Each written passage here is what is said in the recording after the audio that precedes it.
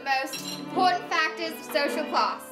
Today, you will be getting the privilege to see 6 different outfits inspired by those of the upper and lower class. Sit back, relax, and enjoy the show. The first outfit you will be viewing today is that of which an upper class woman would wear during the midday. Her parasol is used to hide her face from any sunlight.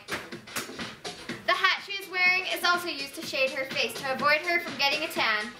Having a tan in the 1800s was a sign of lower class. Upper class citizens had to be aware because even getting the slightest bit darker was social suicide. Notice the little amount of jewelry she's wearing with her outfit. After about the 1840s, wearing too much jewelry was known as being vulgar and showy.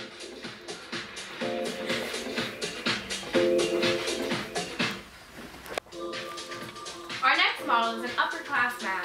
His long black jacket was made from the finest cloth and it had a long, stiff collar to help his neck from getting red. Men often wore hats because they too did not want to get a suntan. As you can see, his shoes are very shiny and black with no scratches to show how wealthy and clean he was.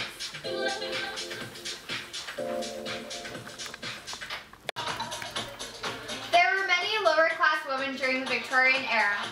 Most of the time, they stayed home and did household chores and looked after their children all day.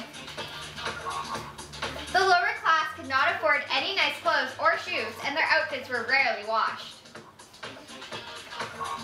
Although their homes were small, there was always more work to be done in the house, which wore out many of the women.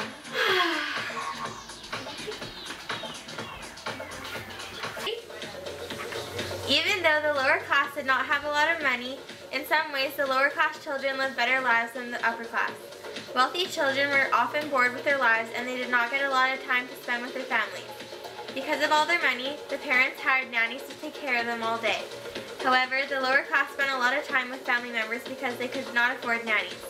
A downside of being lower class was that you had to start working at the ages of 4 and 5, and their company did not care about your safety.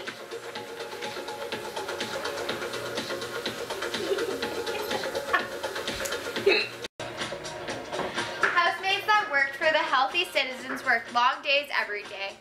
They did household chores such as sweeping, ironing, doing the laundry, preparing meals, and dusting. The cleanliness of her apron represented how good of a maid she was. If her apron was dirty, it meant that she was not a very good cleaner. Being a housemaid meant that you had very high expectations, and if you did not do your job well, you were fired.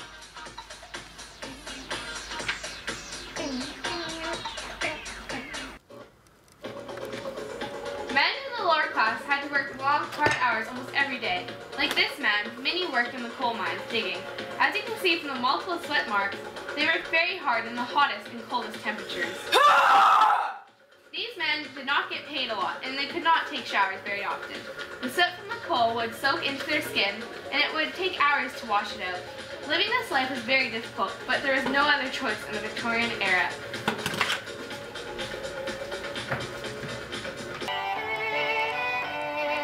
That's all, folks.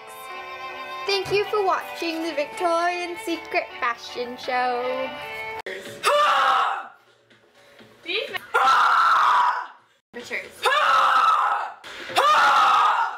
These men